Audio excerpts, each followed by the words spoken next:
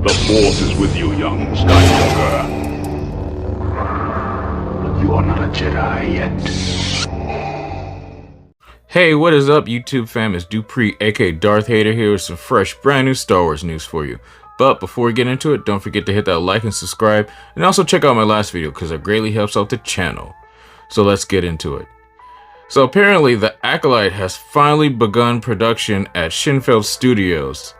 During a recent interview, Leslie Headland described the series as a mystery thriller set in a prosperous time and a seemingly peaceful era. She also confirmed that the series is set roughly 100 years before the events of The Phantom Menace. This new series is set to star Amandla Steinberg and featuring Lee Jung-jae from Squid Game, Jodie Turner-Smith, Jacinto, and Charlie Barnett. A lot of those characters haven't been born yet, Headland explained. We're taking a look at political and personal and spiritual things that came up in the time period that we don't know much about. The question when watching The Phantom Menace was, well, how did these things get to this point? How did we get to a point where a Sith Lord can infiltrate the Senate and none of the Jedi pick up on it? Like, what went wrong? What are the scenarios that led us to this moment? Kathleen Kennedy said she's a gigantic Star Wars fan.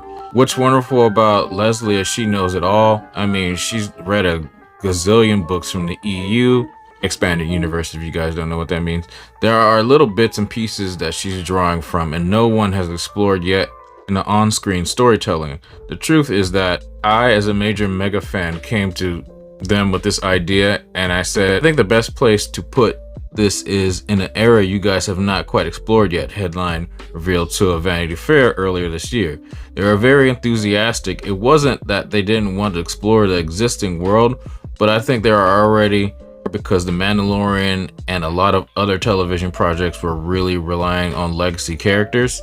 I was coming at it as a fan who was much more into the RPG that the extended universe feeds on. I came hard at that in the 90s and I got introduced to Star Wars, the Clone Wars, and I knew the timeline really well. And I was like, I think if you want to explore Star Wars from a perspective of the bad guys, the best time to do it is when the bad guys are wildly outnumbered, when they actually are essential underdogs, for a lack of a better term.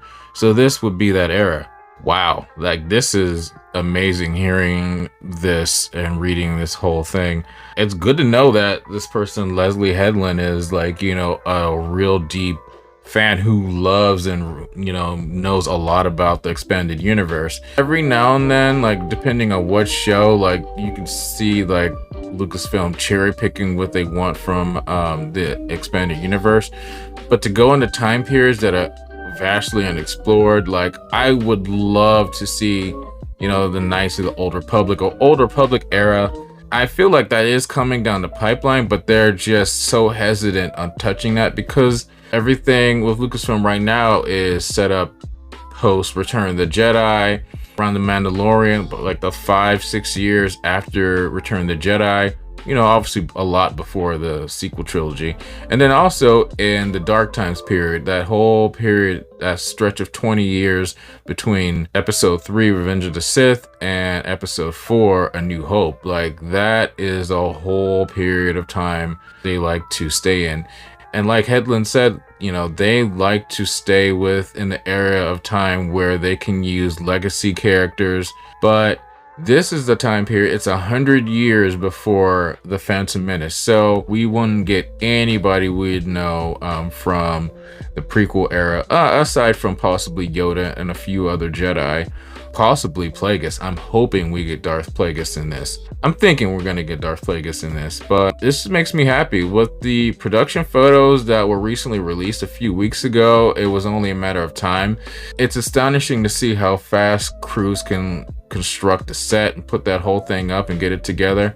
So hopefully, I'm wondering if this is going to be as long of a shoot as Andor was, because Andor, even though it didn't use the screens from the Void, the huge dome screens, the LCD screens, it took a lot longer, but then also it was being shot during the midst of COVID and the shutdown, so it was off and go, it was touch and go a lot.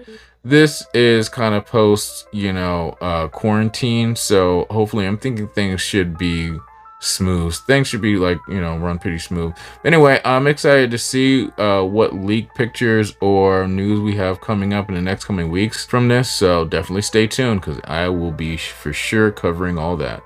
Anyway, guys, thanks for watching this. Let me know what you guys think about this. What are you excited for about Star Wars Acolyte?